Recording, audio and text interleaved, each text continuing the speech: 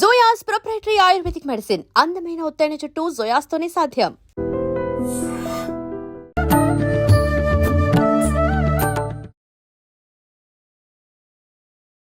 నమస్కారం, welcome to I dream. ధర్మ మార్గం విత్ విజిత కార్యక్రమానికి స్వాగతం. ప్రస్తుతం మనతో పాటు ఉన్నారు లలిత అమ్మవారి ఉపాసకులు గీతా కుమార్ గారు. ఇప్పుడు వారితో మాట్లాడి మరిన్ని విషయాలు తెలుసుకునే ప్రయత్నం చేద్దాం. నమస్కారం అండి. శ్రీ గురుభ్యో నమః. శివాన్వితాయే చ శివాన్వితాయ నమ శివాయ చ నమ శివాయ. శ్రీమాత్రే నమః. ముఖ్యంగా కార్తీక మాసం అంతా కూడా ఆచరించలేని వారు కార్తీక సోమవారాలు, శనివారాలు ఇలా ముఖ్యమైన రోజులు ఆచరించినా కూడా బాగుంటుందని మనం ఇంతకు ముందర టాపిక్లోనే మాట్లాడుకున్నాం. ప్రత్యేకించి ఈ టాపిక్లో మనం కార్తీక సోమవారాలు ఈసారి ముఖ్యంగా 4 వారాలు అయితే మనకు రావడం జరిగింది. ఈ 4 వారాలు కూడా మేము చెయ్యాలి అనుకున్న వాళ్ళు ఒక దీక్షగా తీసుకుని ఏ రకంగా చేయవచ్చు, ఒకసారి ఆ విధానం గురించి తెలియజేయండి. ఇప్పుడు ముందుగా మనకి సోమవారం రాబోతుంది. అవును, మొదటి మొదటి సోమవారం. ప్రతి ఒక్కరూ తెలుసుకోవాల్సిన విషయం ఏమంటే, ఒక్క సోమవారం ఒక పూజ, రెండవ సోమవారం ఇంకొక పూజ, మూడవ సోమవారం ఇంకొక పూజ, అలా కాదు. కార్తీక మాసంలో 4 కానీ 5 కానీ వస్తుంటాయి. మీరు సంకల్పం చేసుకోవాల్సిన విషయం ఏమంటే, ఒకటే పూజ, ప్రతి సోమవారం ఒకటే నియమం, ఒకటే దీక్ష. నేను కార్తీక సోమవారాలలో ఈ విధంగా దీక్ష చేస్తానని సంకల్పం చేసుకోవాలి. అది ఎలా? మాంసాహారం మానేయడం, భూషయనం చేయడం, బ్రహ్మచర్యం పాటించడం, ఏకభుక్తము నక్తము చేయడం, లేదా పరిపూర్ణంగా ఉపవాసం చేయడం. జలం కూడా తీసుకోకున్నట్టు కొంతమంది చేస్తారు. అవును, అలా చేయడం, అబద్ధాలు చెప్పుకోకున్నట్టు ఉండడం, మౌనవ్రత దీక్ష. అవునా? మౌనంతో ఉండాలి ఆ రోజు? చాలా మంచిది. ఓకే, చాలా చాలా ఫలితాన్ని ఇస్తుంది మౌనవ్రత దీక్ష. ఓకే, ఇలా మీరు దీంట్లో ఏది మేము చేయగలము, మేము ఏది చేయగలము అని మీరు ముందుగా నిర్ణయించుకోవాలి. ఎవరైనా సరే ఈ 4 సోమవారాలు అదే చేయాలి. ఓకే. మౌనవ్రత దీక్ష చేసేవాళ్ళు ఉదయం నుండి సూర్యోదయం కాకనే స్నానం ఆచరించి సంకల్పం చేసుకోవాలి. స్వామి, నేను మౌనవ్రత దీక్ష చేస్తున్నాను. ప్రదోష టైం వరకు 5:30 సమయం వరకు చేయాలి. పొద్దున సూర్యోదయం నుంచి సూర్యాస్తమయం వరకు చేయాలి. ఓకే. దాని తర్వాత పూజ ఉంటుంది, శివారాధన చేస్తాం. ఉపవాసం కూడా ఏకభుక్తం చేసేవాళ్ళు మధ్యాహ్నం తినొచ్చు. నక్తం చేసేవాళ్ళు చాలా మంది సోమవారం నక్తమే చేస్తారు. ఉదయం అంతా ఉపవాసం ఉండి పూజ అంతా అయిన తర్వాత చుక్కలు చూసి భోజనం భుజిస్తారు. ఇలా చేసుకోవచ్చు. ఓకే.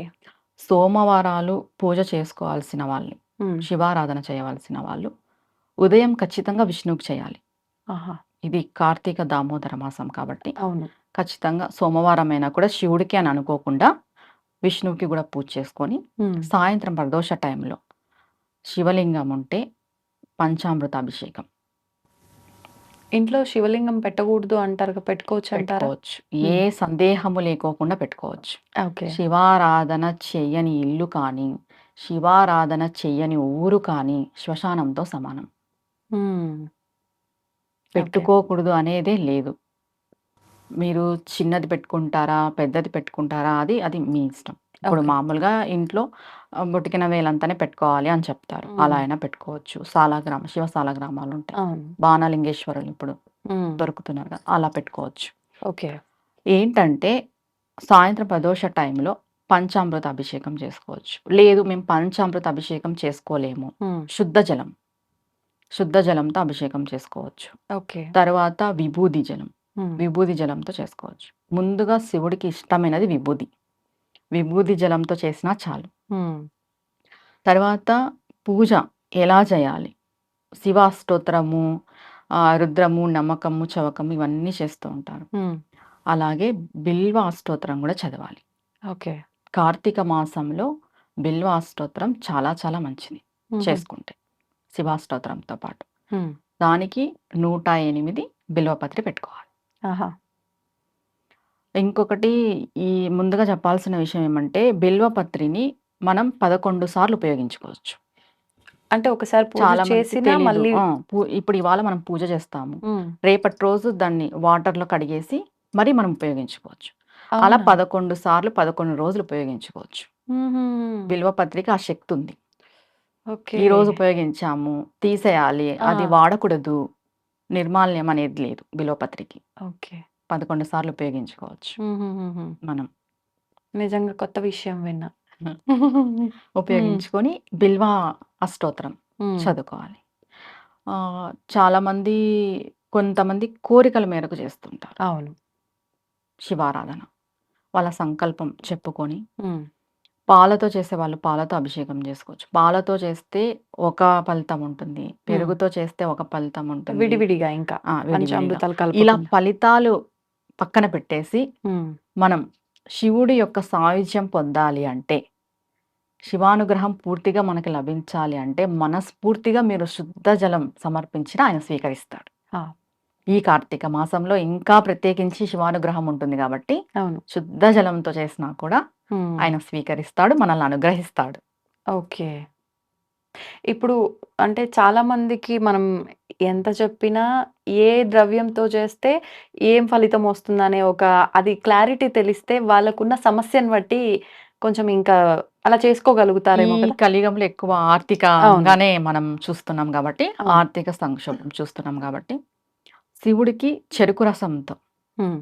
చేస్తే ఆర్థికంగా బావుంటుంది. ఓకే.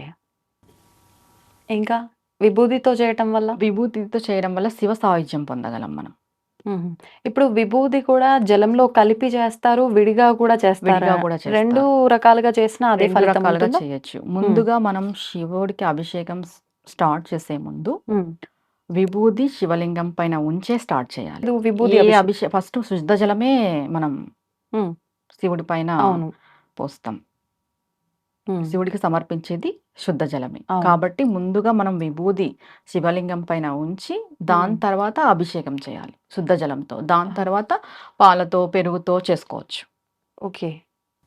అంటే ఇప్పుడు ఒక 2, 3 రకాల అభిషేకాలు చేసుకోవాలి అనుకున్నప్పుడు ప్రతి అభిషేకం అయిపోయిన తర్వాత మళ్ళీ జలంతో అభిషేకించిన తర్వాత ఇంకో ద్రవ్యంతో అవును. చేయాల్సుంటుందా? ఇప్పుడు ముందుగా మనం విభూది పెట్టేస్తాము. శుద్ధ జలం వేస్తాం శివలింగం పైన. హ్మ్. అది పక్కకు తీసేసుకుంటాం. హ్మ్. ఇప్పుడు పంచామృతాలతో చేయాలనుకుంటాం. పాలు అభిషేకిస్తాం. హ్మ్. తర్వాత శుద్ధ జలం వేయాలి. హుహుహు. ఒక్క స్పూనన్న ఓకే. శుద్ధ జలం సమర్పించాలి. పెరుగుతో అభిషేకం చేస్తాం. దాని తర్వాత శుద్ధ జలం సమర్పించాలి. హుహు. కంటిన్యూయస్‌గా పాలు, పెరుగు, తేనె అలా వేసుకుంటూ వెళ్ళకూడదు. ఎందుకని? ఎందుకనంటే శుద్ధ జలం సమర్పిస్తే అక్కడికి మీరు పాలాభిషేకం చేసిన ఫలితం. ఓహో! పెరుగుతో చేసిన తర్వాత అది పెరుగుతో చేసిన ఫలితం. ఆహా! నెయ్యితో చేసిన తర్వాత నెయ్యితో చేసిన ఫలితం వస్తుంది.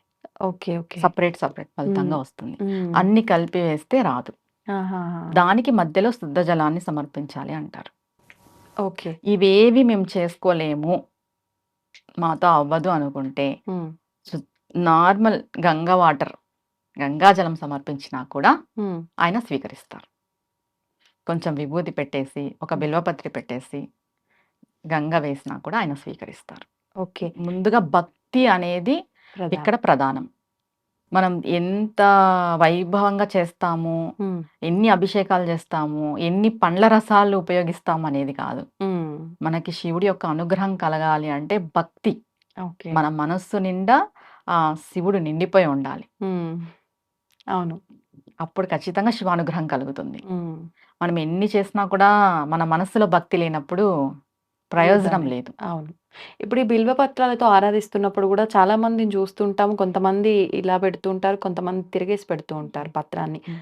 అంటే అసలు చేయాల్సిన విధానం ఏంటి? కొన్నిసార్లు రివర్స్‌లో పెట్టినప్పుడు అరే! వీళ్ళేంటి ఇట్లా రివర్స్‌లో పెట్టారు తప్పు గదా! అనే ఆలోచనొస్తుంది. కొన్ని సందర్భాల్లో ఎవరైనా చెప్పినప్పుడు అలా పెడితే ఒక ఫలితం, ఇలా పెడితే ఒక ఫలితం అంటారు. అసలు వాస్తవం ఏంటండి? ఎలా అయినా పెట్టొచ్చండి. హ్మ్. ఇలానే పెట్టాలనేదేం లేదు. అంటే ఈన తగిలితే లక్ష్మీ కటాక్షం కలుగుతుంది అంటారు. అంటే స్వామి సైడ్ అది కాడ ఉండేటట్టు కాడ పెట్టాలా? ఇట్లా ఆహా! రివర్స్‌లో ఓకే. తగిలిందనుకో ఇట్లా ఆకు ఇలా ఉంటుంది కదా! హ్మ్. హ్మ్. పై పైకి ఆకొచ్చేసి కింద ఇలా వస్తుంది కదా! అవును. ఈన టైపులో. అది తగిలితే లక్ష్మీ కటాక్షం అంటారు. ఆహా! ఇలా బోర్లా వేస్తాం కదా ఆకుని, హ్మ్. శివుడి యొక్క అనుగ్రహము అంటారు. హుహుహు. ఎలా అయినా పెట్టొచ్చు. ఇలా పెట్టాలి, అలా పెట్టాలనేదేం లేదు. ఓకే. భక్తితో పెట్టాలి. హ్మ్. ఆయనకి ఎలా పెట్టినా కూడా ఆయన స్వీకరిస్తారు. ఇప్పుడు చాలామంది పువ్వులు, బిల్వపత్రాలు అన్నీ కూడా వెండివి పెట్టుకొని వెండి వాటితో పూజ చేస్తున్నారు. నిజంగా అంటే ఇట్లాంటి వాటితో చేస్తే ఒక రకంగా వెండి, బంగారం పూజల్లో ఉపయోగించినప్పటికీ అవి ఆర్టిఫిషియల్. ఫలితం ఉంటుందంటారా? ఉండదు. ఉండదు. ఎందుకు ఖచ్చితంగా ఖచ్చితంగా చెప్పేస్తున్నారు. ఉండదు. ఇది అది ఆర్టిఫిషియల్. హ్మ్. లోహంతో చేసుకున్నాం మనం. అవును. మనకి ప్రకృతి ఇచ్చింది ఉంది కదా! అవును. స్వయంగా ప్రకృతే ఇచ్చింది. ఉన్నాయి. తులసి, బిల్వపత్రి, హ్మ్. జమ్మి, ఉసిరి అవును. ఇవి మనకు ఉన్నప్పుడు వాటితో ఏం పని? అంటే చాలామంది ఇప్పుడు మాకు దొరకవు అవి దొరకవు అంటారు. అని. హ్మ్. దొరకనప్పుడు ఇది వెండిది నువ్వు పెట్టినంత మాత్రాన నీకు ఆ ఫలితం వస్తుందనేదైతే లేదు. హ్మ్. ఒరిజినాలిటీనే. ఓకే. ఇప్పుడు ప్రకృతిలో వచ్చే బిల్వపత్రి చెట్టు నుండి మనం తెంపి తీసుకొచ్చి శివుడికి అవును. సమర్పించే దాంట్లో ఒక ఔషధం ఉంటుంది. ఓకే. ఔషధ గుణాలుంటాయి. ఆ! ప్రతి ఒక్క చెట్టుకి మన సాంప్రదాయంలో చెప్పిన ప్రతి ఒక్క వృక్షానికి ఒక్కొక్క ఔషధం ఉంటుంది. హ్మ్. మనకి వెండి, బంగారులో ఔషధం లభించదు కదండీ! అవును. అవును. ఇది నిజమే. ఔషధ గుణాలు గూడా వాళ్ళు దృష్టిలో పెట్టుకొని చెప్పడం జరిగింది. హ్మ్. ఓకే. అంటే వాటి వల్ల మన ఒక రకంగా హెల్త్ బెనిఫిట్స్ కూడా ఉంటాయి. హ్మ్. సేమ్ టైమ్ పూజకి అవి ఒరిజినల్‌వి పెడితే ఫలితము అని అన్ని రకాలుగా ఆహ్, ఇమిడీకృతమై ఉంటుంది. పూజలో భాగంగా మన హ్మ్. పెద్దవాళ్ళన్నీ గూడా ఒక రకంగా ఆ ప్రాసెస్‌ని అలా హ్మ్. కొనసాగిస్తూ తీసుకొచ్చారు. అవును. ఇన్ని ఒక దగ్గర ఉండాలి అని చెప్పి నిజం హ్మ్. చెప్పాలంటే. ప్రతి పండుగకి, ప్రతి పుష్పానికి, ప్రతి ఆకుకి ఒక అర్థం ఉంటుంది. ఉంది. అది సైంటిఫిక్‌గా గావచ్చు, పూజకు సంబంధించి శాస్త్రంగా కూడా. గావచ్చు. మనకి అందరికీ తెలిసిన విషయమే. శ్రీకృష్ణ తులాభారం. అవును. మనకి సత్యభామ మొత్తం అన్నీ తీసుకొచ్చేసి హ్మ్. పెట్టేస్తుంది. ఆయన్ని తుంచాలా అని చెప్పేసి. తూల్చడానికి. హ్మ్. బంగారు ఆభరణాలంతా తెచ్చి పెడుతుంది. హ్మ్. కానీ కృష్ణ పరమాత్మ తూగడు. హ్మ్. రుక్మిణి తులసిని సమర్పిస్తుంది భక్తితో. అవును. మనం భక్తితో ఫలం పెట్టినా, పుష్పం పెట్టినా, ఏం పెట్టినా భగవంతుడు స్వీకరిస్తాడు. హ్మ్. ఆడంబరాలతో మనం వెండి పూలు, వెండి ఆకులు ఏం పెట్టినా భగవంతుడు స్వీకరించాడు. హ్మ్. ఏదైనా లోహంతో చేసింది ఇప్పుడు మనకి ఉంది, మనం పెట్టుకోగలుగుతున్నాం. లేని వాళ్ళు అవును.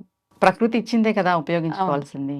ఉన్నవాళ్ళు ఆడంబరాలకి పోయి చేసుకుంటున్నాం. హ్మ్. లేని వాళ్ళు హ్మ్. భగవంతుడు ఎప్పుడు సదా లేని వాళ్ళ గురించి ఆలోచిస్తాడు. ఆ! ఉన్న వాళ్ళ గురించి కాదు ఆలోచించేది భగవంతుడు. హ్మ్. లేని వాళ్ళు, పేదరికంలో ఉన్నవాళ్ళు, వెనుకబడిన వాళ్ళు నన్ను ఎలా చేరుకోవాలి, నన్ను ఎలా ఆరాధించాలి అనే ప్రకృతి పరంగా పరదేవత నిండి ఉంది. హ్మ్. ప్రకృతి అంతా. మనకు నిజంగా ఈ ఒక్క ఉదాహరణ చాలు. మనం ప్రకృతితో భగవంతుని ఆరాధించాలి ఆరాధించాలి కాబట్టి అని చెప్పడానికి ఆ ఇదొక్క ఉదాహరణ. శ్రీకృష్ణ తులాభారం యొక్క ఉదాహరణ చాలు. అవును. మనం భక్తితో భక్తితో. సమర్పించాలి. ఏది సమర్పించినా హ్మ్. భక్తి, ప్రేమతో మనం భగవంతునికి సమర్పిస్తే ఖచ్చితంగా ఆయన అనుగ్రహం మనం పొందగలం. వాస్తవం అండి. నిజంగా మంచి ఉదాహరణ. అవును. ప్రతి ఒక్కరికి మంచిగా అంటే ఎళ్ళిపోతుంది బుర్రలోకి. అవును. నిజమే గదా! ఇది ఆడంబరాలు ఉన్నంత సేపు అదక్కడ ఏమాత్రం త్రాసు జరగలేదు. అవును. ఆ ఒక్క తులసి దళం పెట్టగానే నార్మల్ అయిపోతుంది నార్మల్ గదా! అయిపోతుంది. ఆయన అదొక్కటి తూగుతాడు. అర్థమైపోతుంది. నిజంగా అవును. భక్తి ఎంత ప్రధానం భక్తి ఎంత అనటానికి. ప్రధానం అనేది. అవును. అవునా గదా! నిజం. నిజం. నేను ముందుగా చెప్పేదొకటే అండి. భక్తి ప్రధానం. హ్మ్. ప్రయత్నం ముఖ్యం. అవును. మనం ప్రయత్నం జేయాలి. హ్మ్. ఫలితం భగవంతునికి వదిలేయాలి. అంతే. మనం ఏది చేసినా పూజా కార్యక్రమం భక్తి, ప్రేమతో చేయాలి. హ్మ్. అవును. ఈ 2 చేస్తే ఖచ్చితంగా భగవంతుడు మనకి సహాయం చేస్తాడనేది మనం కళ్ళ కట్టినట్టుగా చూస్తాం మన హ్మ్. జీవితంలో. హ్మ్. అంతే. కనిపిస్తుంది గూడా మనకి. అవును. కళ్ళకు కట్టినట్టుగా. ఇది గూడా చెప్తూ ఉంటారు గదా! అంటే మనం అడిగితే అంతే ఇస్తాడేమో, అడగకపోతే ఎంత ఇస్తాడో మనమే ఊహించలేము అని అవును. చెప్పి మనం అలా ఎంత వరకు అడిగితే అంతే ఇస్తాడు దేవుడు. హ్మ్. మనం అడగకపోతే అనంతం ఇస్తాడు. నిజంగానే. అంతే గదండీ! అవును. ఇప్పుడు ఇది కావాలి అని అంటాం మనం. ఏదైనా ఒక అవును. లిమిట్‌గా అడుగుతాం. అడుగుతాం. కానీ భగవంతుడిచ్చేది లిమిట్‌లెస్ హ్మ్. అనంతం ఆయన. అంతే. ఈ అనంత విశ్వాన్ని, బ్రహ్మాండాన్ని పాలించే ఆయన ఏమి ఇవ్వలేడు చెప్పు? అవును. మనం అడగకపోతే. ఆయనకు తెలీదా? అవును. మనం చూడంది భగవంతుడు చూసింటాడండి. మన హ్మ్. జీవితంలో ఏం జరుగుతుంది? అవును. ఏం జరగబోతుందనే విషయం భగవంతుడు చూసింటాడు. చూస్తాం. ఆయనకు తెలీదా ఏమివ్వాలి, ఏమివ్వకూడదు అని? తెలుసు. దానికి వదిలేసి మనం అది కావాలి, ఇది కావాలి అని అడుగుతూనే ఉంటాం భగవంతుడిని. అడిగినంతనే ఇస్తున్నాడు. అడక్కో నవ్వుకుంటాడేమో భగవంతుడు నిజంగా మనం ఈ పిచ్చి ఖచ్చితంగా. పిచ్చియన్నీ అడుగుతా ఉంటే. ఖచ్చితంగా నవ్వుకుంటాడు. దాంట్లో డౌటే లేదు. ఆ! మనం సందేహపడాల్సిన అవసరమే లేదు. అదే. శివుడు, పార్వతి కైలాసంలో కూర్చొని నవ్వుకుంటుంటారు. హ్మ్. అంటే చాలా ఎక్కువ రావాల్సి ఉంటుంది కదా! ఎవరికైనా అదే. కొంతమందికి. అప్పుడు ఖచ్చితంగా భగవంతుడు అనుకుంటాడు. నీకు హ్మ్. చాలా ఎక్కువ రావాల్సి ఉందిరా. నువ్వు దీంట్లోనే తృప్తి తృప్తి పడు పడిపోతున్నావు. ఇదే కావాలనుకుంటున్నావు. ఏం చేయలేం దీనికి అంతే. అనేసి. అంతే గదా! అవును. అవును. అంటే ఇంకొకటి కూడా అడగాలనిపించింది నాకు. అంటే మనకి ఎంత ప్రాప్తం ఉంటే అంతే అంటారు.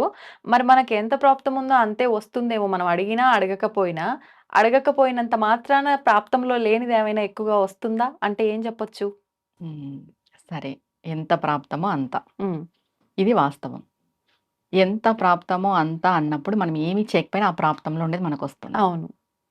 మనం ఎందుకు భక్తి భావనలో వెళ్ళాలి? హ్మ్. మనకి లేని దాన్ని కూడా మనం తెచ్చుకోవడానికి. హ్మ్. మన రాత బాగలేదు. మనకు సరిగ్గా లేదు. మనం అమ్మవారినో, శివయ్యనో పట్టుకున్నాం. మన రాతలో ఏదో చెడు జరిగేదుంది. హ్మ్. భగవంతుడు ఏం చేస్తాడంటే ఆ చెడుని తీసేస్తాడు. కంప్లీట్‌గా కాదు. హ్మ్. మీకు 1000% జరిగేది హ్మ్. 100%కి. 100% జరిగేది 10, 20%కి చేస్తాడు. ఓకే. ప్రాప్తం ఇబ్బందుంటుంది. ఇప్పుడు మన ఎక్కువ రాతలో ఇబ్బందనిపించకుండా. ప్రాప్తం ఆహ్, పాము కుట్టాల్సుంటుంది. హ్మ్. ఎగ్జాంపుల్. అదే ఈ రోజుటికి ప్రాప్తం. హ్మ్. మనకు పాము కరవాలి.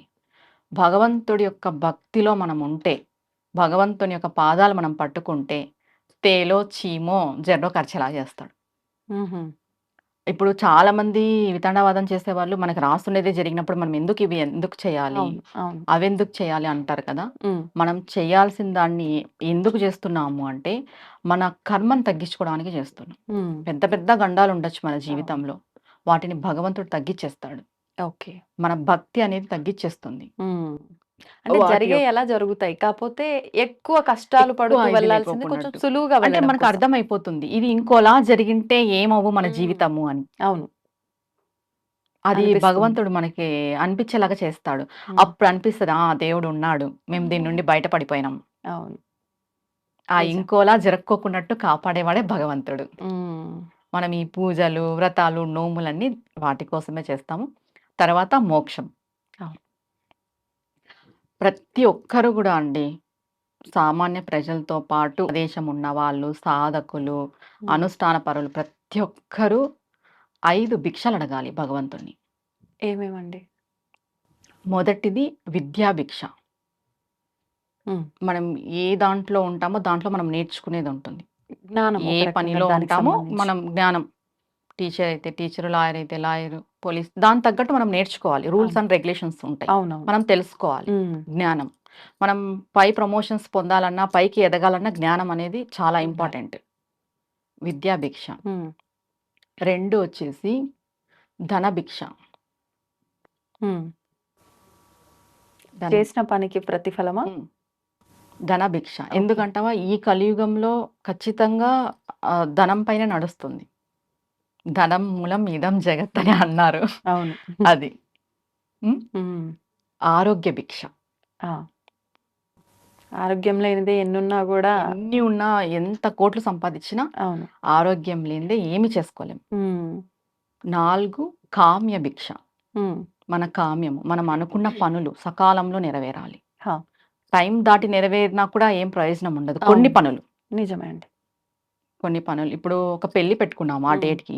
ఆ డేట్‌కి పెళ్లి జరిగిపోతేనే మంచిది. అవును. ఇంకో డేట్‌కి పోస్ట్‌పోన్ అయ్యి, అది క్యాన్సిల్ అయ్యి ఇంకోలాగా జరిగితే హ్మ్. అది కామ్యం నెరవేరినట్టు కాదు. అవును. సకాలంలో మన కామ్యం నెరవేరాలి అంటే హ్మ్. అమ్మవారి, అయ్యవారి యొక్క అనుగ్రహం ఉండాలి. కామ్య భిక్ష అడగాలి. ఓకే. ఐదోది మోక్ష భిక్ష. హ్మ్. ఇవన్నీ దాటుకొనొస్తే ఖచ్చితంగా మోక్షం లభిస్తది. ఓకే. మోక్షం ఖచ్చితంగా అడగాలి మనం. ఎందుకంటే ప్రతిసారి ఈ సంసార సాగరము, క్రిమి కీటకాలు, జంతువులాగా హ్మ్. జన్మలు ఎత్తి విసిగిపోయేదానికంటే ఒక్కసారి మోక్షం ఉంటే వీటి నుండి మనం పూర్తిగా బయటపడిపోతాం. హ్మ్. ప్రతి ఒక్కరు పూజ అయిపోయిన తర్వాత ఏ పూజ నిత్య పూజ కానీ, మనం సంకల్ప పూజలు కానీ, వ్రతాలు కానీ ఏవి చేసిన తర్వాత కూడా హ్మ్. 10 నిమిషాలు హారతంతా ఇచ్చేసిన తర్వాత 10 నిమిషాలు కూర్చొని మంత్రం అనుకోవద్దు. ఏమి అనుకోవద్దు. హ్మ్. మగవాళ్ళైతే దోసిళ్ళు పట్టాలి. ఓకే. ఈ 5 భిక్షలు అడగడానికి. ఆడవాళ్ళు అయితే కొంగు పట్టాలి. ఆ! కొంగు పట్టుకొని ఈ 5 భిక్షలు మాకి ఇవ్వమ్మా అని అడగాలి. ఇప్పుడు భిక్ష అనేది ఎందుకు వాడుతున్నాము అంటే, మనం ఎవరిని అలా అడగలేం. అవును. కానీ భగవంతుడిని అడగగలం. మనం అడిగేది ఎవ్వరు చూడరు కూడా. ఓన్లీ భగవంతునికి మనకి మాత్రమే తెలుసది. భగవంతుడి ముందు మనం ఎంత? అవును. మోకరిల్లిపోయి మనం అడిగితే భగవంతుడు ఖచ్చితంగా మనకి మార్గం చూపిస్తాడు. హ్మ్. అనుగ్రహం మనకిస్తాడు. అది అవును. ప్రతి ఒక్కరు చేయాల్సిన పని పూజ అయిపోయిన తర్వాత, నిత్య పూజ అయిపోయిన తర్వాత ప్రతిరోజు ఈ 5 భిక్షలనేటివి అడగాలి. ఓకే. మగవాళ్ళైతే దోసిలు పట్టుకొని అడగాలి. ఆడవాళ్ళైతే కొంగు పట్టుకొని అడగాలి. హుహుహు. మోకాళ్ళ పైన కూర్చొని. ఓకే. అంటే స్వామి నేను నీ ముందు ఇలా మోకరిల్లిపోయినాను. హ్మ్. నీ పాదాలకి నేను దాసోహం అంటున్నాను. నేనిప్పుడు శరణాగతి వేడుకుంటున్నాను. నాకు ఈ 5 భిక్షలను ప్రసాదించు. హ్మ్. నా జీవితాంతం ఈ 5 భిక్షలు నాకు కావాలి అని మనం భగవంతుని వేడుకుంటున్నట్టు. అవును. హ్మ్. ఇది ప్రతి ఒక్కరు గుర్తుపెట్టుకోవాలి నిజంగా. అవును. పూజ అనంతరం ఇంక అయిపోయిందా ప్రసాదాలు తినేద్దామా? ఈ హడావిడిలో ఉండకుండా ఈ యొక్క హ్మ్. విధానాన్ని గనక ఆచరిస్తే అద్భుతం నిజంగా. భగవంతుడు ఎందుకు కనికరించడండి ఇంత మంచిగా మనం అడుక్కున్న తర్వాత? అది భగవంతుని అడుక్కున్న తర్వాత అవును. అసలు చెప్పండి. హ్మ్. ఒక 10 నిమిషాలు అలా కూర్చోండిపోవాలి పూజా అంతే. గదిలో. హ్మ్. భగవంతుని ముందు. మాట్లాడాలి. ఆ! ముందుగా మనం ఈ ఒక్క ఎగ్జాంపుల్ ఏం చెప్తాను అంటే, భగవంతుడికి పెద్ద పెద్ద స్తోత్రాలు చదివేసి, పెద్ద పెద్ద పారాయణాలు చేసేసి వీళ్ళు కాదు నచ్చేది. హ్మ్. ఏమీ రావు.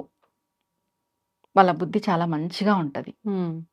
వాళ్ళు ఏమీ చదవలేరు, ఏమీ చేయలేరు. అలాంటి వాళ్ళని చాలా మెచ్చుకుంటాడు దేవుడు. హ్మ్. మనం కూడా అంతే గదండీ! చిన్న పిల్లల్ని బాగా ముద్దు వచ్చి రాని చేస్తాం. మాట్లాడే పిల్లల్ని బా ముద్దు చేస్తాం. అవును. వాళ్ళెంత ముద్దు ముద్దుగా ఉంటారు. పెద్దగా అయిన తర్వాత మాట్లాడితే నోరు మూసుకో ఎందుకు అవును. మాట్లాడతావు? అతి మాటలు మాట్లాడతావు అంటాం కదా పిల్లల్ని. అంటాం. అలా భగవంతుడు కూడా ఏమీ రాని వాళ్ళ వైపే ఉంటాడెక్కువ. హ్మ్. మాకు అన్నీ తెలుసు అని అనుకోని అహంగా ఫీల్ అయ్యే వాళ్ళ దగ్గర ఉండడు. ఆ! మేము ఇది చదువుతాం చాలామంది చెప్తారు. మాకు అదొచ్చు, ఇదొచ్చు, మేము ఇది చదువుతాం, ఇది పారాయణం చేస్తాం. ఇది ఇన్ని సార్లు పారాయణం చేసాం. హ్మ్. అలాంటి వాళ్ళకంటే ఏమీ రాని వాళ్ళకే భగవంతుని యొక్క అనుగ్రహం ఎక్కువుంటుంది. హ్మ్. అలా 10 నిమిషాలు మనం పూజా మందిరంలో కూర్చొని, నాకేమీ రాదు, ఏమీ తెలీదు, నీవే శరణాగతి, నీ పాదాలనే పట్టుకున్నాను. నా జీవితం ఏం చేస్తావో నీ పాదాల దగ్గర పెట్టాను అనేసి మీరు భగవంతునికి అప్పజెప్పేసేయండి మీ జీవితాన్ని. హ్మ్. భగవంతుడు చూసుకుంటాడు. అంతే. అంతే. సంతోషం అండి. నిజంగా మంచి విషయాలు మనం అంటే టాపిక్ అక్కడే ఎండ్ చేద్దాం అనుకున్నాము. అనుకోకుండా అది యాడ్ చేయడము ఇంత మంచి సబ్జెక్ట్ అంతా అవును. గూడా వచ్చింది నిజంగా. అందరికి ఉపయోగపడే సబ్జెక్ట్. అవును. థాంక్ యూ అండి. Thank you very much. నమస్తే మా నమస్తే. శ్రీమాత్రే నమః. And for more videos, Please subscribe to iDream. Please subscribe to iDream. Please subscribe iDream. And please subscribe to iDream. For more videos, subscribe to iDream. please like, share, and subscribe to the channel. Congratulations, iDream. Subscribe to iDream. Subscribe to iDream. So subscribe to iDream Media. iDream team అందరికి huge congratulations. Please subscribe iDream Media. Please subscribe to iDream. Subscribe iDream. Please subscribe to iDream. iDream అంటే నా కళల ఛానల్ను subscribe చేసుకున్న నోరు తిరుగుతలేదు మీరైతే గంట గుర్తు కొట్టండి. For more such videos, please subscribe to iDream. Subscribe to iDream. Please subscribe to iDream. Please subscribe iDream Media. Please do subscribe to iDream. Please subscribe to iDream Media. For best entertainment and information, please subscribe iDream. And don't forget to subscribe to iDream.